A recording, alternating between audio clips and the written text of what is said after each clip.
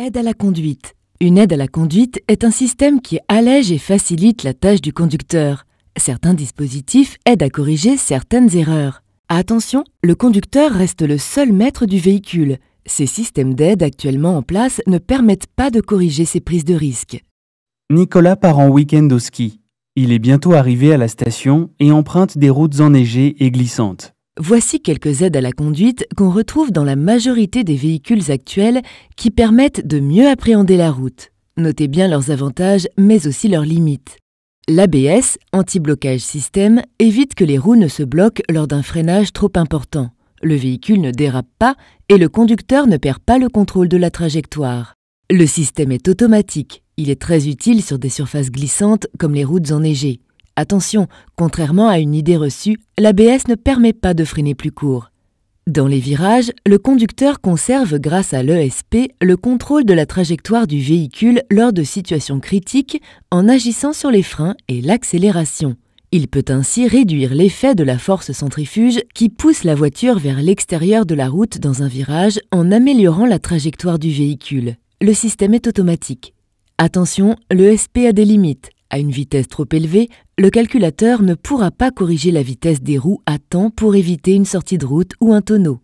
Le régulateur de vitesse, il permet au conducteur de déterminer une vitesse que le véhicule va maintenir automatiquement. Le conducteur choisit une allure, commande au volant, et le véhicule s'y propulse puis maintient la vitesse constante.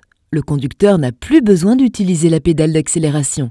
Cette aide réduit la consommation de carburant.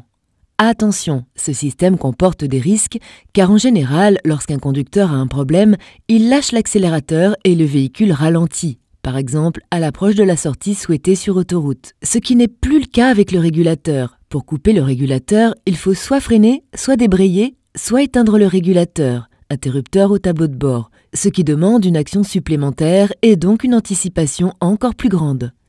Le limiteur de vitesse. Il permet au conducteur d'indiquer quelle allure il souhaite ne pas dépasser. Une fois la vitesse enregistrée, le véhicule ne dépassera pas l'allure choisie malgré l'accélération. Là encore, il y a des risques. En cas de besoin d'accélération, comme dans un dépassement à envisager rapidement, l'accélérateur ne répondra plus. De plus, le système n'est pas efficace dans les descentes car le poids de la voiture est trop important pour le limiteur. Pour le désactiver, il faut donner une très forte accélération ou éteindre le limiteur.